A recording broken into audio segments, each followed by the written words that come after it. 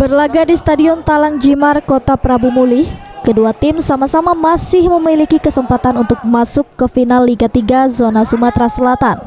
Akan tetapi Persimuba lebih berpeluang karena selisih 1 poin lebih banyak ketimbang Persipra dan hanya membutuhkan hasil seri.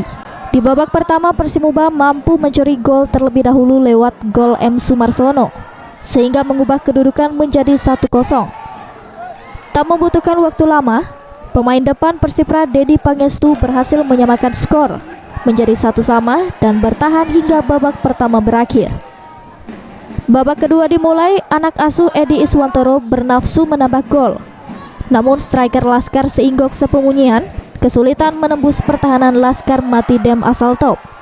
Sejumlah peluang Persipra sempat mengancam gawang, namun masih bisa diantisipasi kiper Persimuba. Skor imbang 1-1 hingga babak kedua berakhir membuat Persimuba melenggang ke babak final berhadapan dengan PS Palembang pada minggu nanti. Alhamdulillah luar biasa anak-anak bisa mempertahankan skor dengan 1-1 yang dimana memang kita hanya membutuhkan skor seri untuk laga kali ini. Berarti ini menandakan kita di peringkat kedua dari 4 besar dan di sini akan dilagakan kembali nomor 1 dan nomor 2 untuk laga final yang dimana akan dilakukan 2 game home away yang pemenangnya nanti akan mewakili Sumsel di nomor 4 besar. Pada dasarnya kami puas dengan pertandingan anak karena memang ada beberapa pemain kita yang akumulasi kartu.